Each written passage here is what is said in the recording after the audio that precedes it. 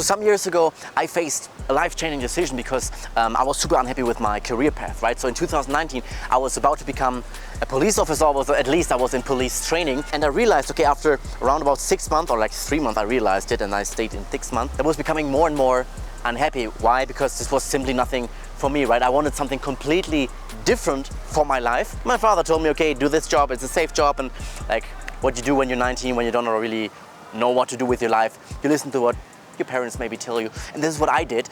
But then I realized, okay, very quickly, okay, I was super unhappy because I was not following the goals that I truly had for myself. Then I realized, okay, I'm now on this career path and my path for the future is set, but I was also super unhappy. So I was facing like a big life decision in that moment.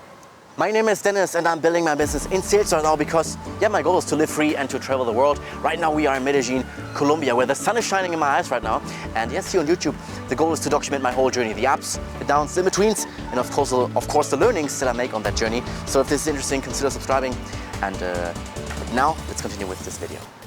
Alright, and if you're also facing a major life decision and you have question marks, here are 5 things for you that might help you to answer those questions and to solve those question marks. The very first is, what is your picture? I made like already videos on this channel, but I want to share this here again because this is what my old business partner asked me when I told him, okay, I'm very, very unhappy right now. And he asked me, okay, Dennis, what is your picture and are you living true to your picture?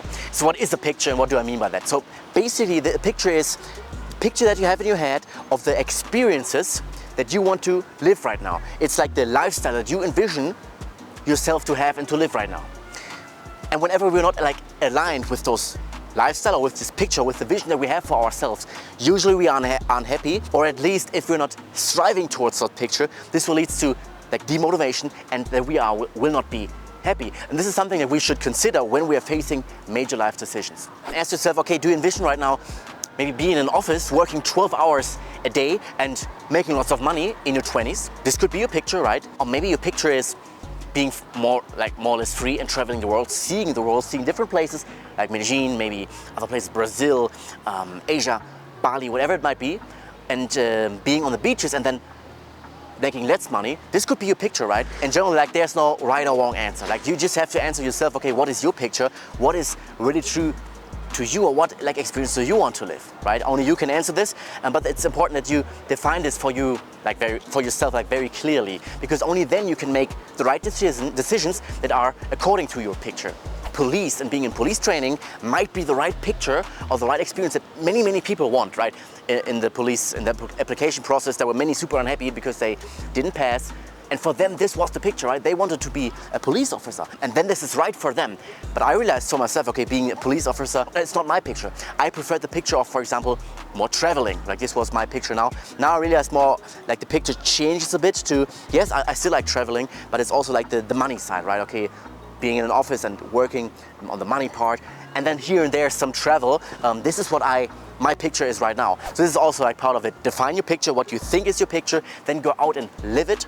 And then you will realize, okay, is this really your picture? Or was it maybe only what maybe society told you? And then you can readjust your picture again and again. Second thing is to write down all the arguments. Because often it's like when we are facing decisions, let's say should I move to another country? Because I'm facing the decision, okay, should I move back to Germany to work, focus more on work?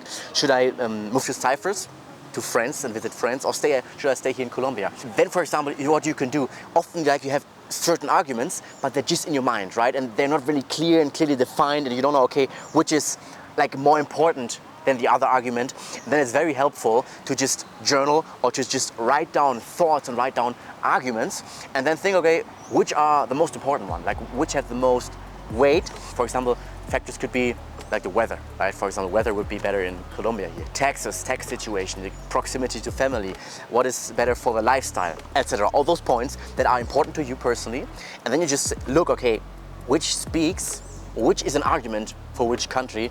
And then you have like, not an emotional decision anymore, but it's then a logical decision that at least helps you to make a better decision.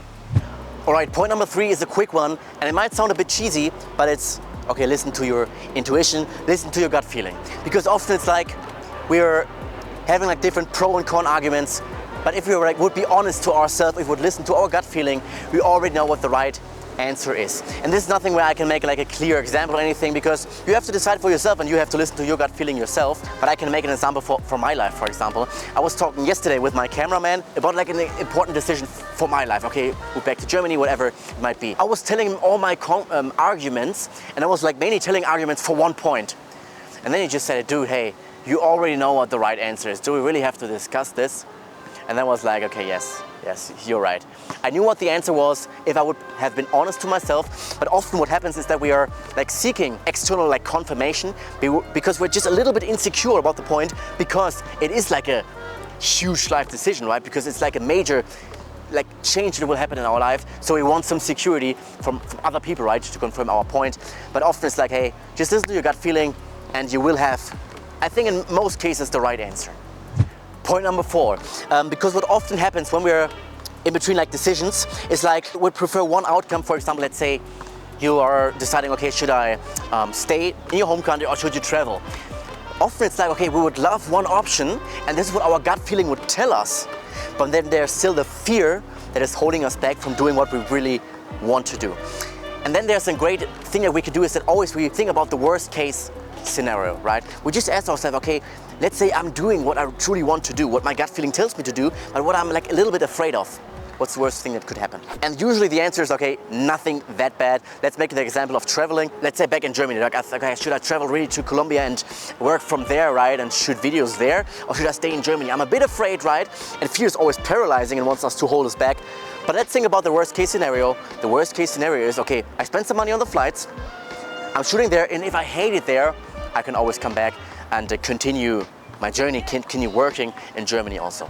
Think about the worst case scenario, usually helps, so use that if you might be afraid.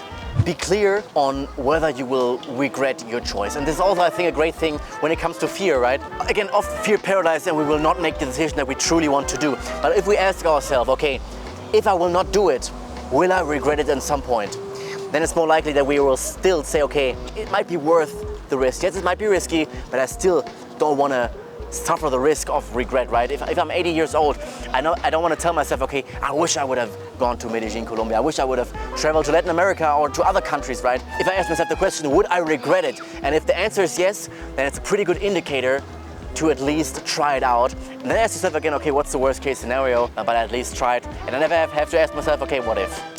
All right, thanks for watching. And I know sometimes if you're facing like a major life decision, this can be tough, this can be scary also to a degree. I know, because I'm facing more or less a major life decision right now. This is why I wanted to give you some points that were helpful to me, and I hope it will also be helpful to you, because those life decisions, right, are mainly the points which will determine where you will end up in life. Will you end up in life on a place where you really want to be, a lifestyle that you want to live, or will you stay where you are right now? And they will also mainly determine, okay, what's your level of happiness? Will you end up happy because you do what you want to do, you're following your picture, or are you too afraid? Are you not asking yourself, okay, what's the worst case, and you be guided by fear, and then you probably end up unhappy. And usually, right, the level of happiness also determines our level of productivity, right? Have you ever seen somebody who's depressed and super productive?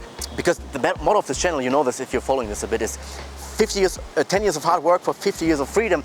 And to fill this up, we need some level of productivity. And for this productivity, also some level of happiness, because we want to, of course, enjoy the journey. So yeah, thanks for watching, appreciate it. We see each other in the next video with lots of great decisions. Buenas tardes and see you.